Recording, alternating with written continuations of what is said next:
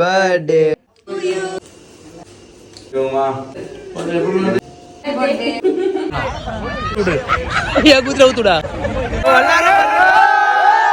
So வந்து எல்லாரும் என் கூட இருக்க எல்லாரும் என் ஃபேமிலி சோ வந்து ரொம்ப சந்தோஷமா இருக்கு.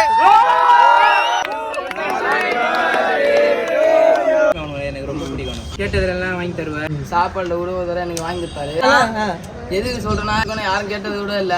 ஃபர்ஸ்ட் அண்ணா வந்து கேட்டாரு. அண்ணா வந்து எனக்கு ரொம்ப பிடிக்கும்.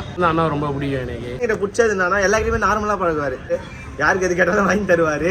இந்த வீடியோ பண்றாங்க எல்லாருமே சப்போர்ட் பண்ணாரு.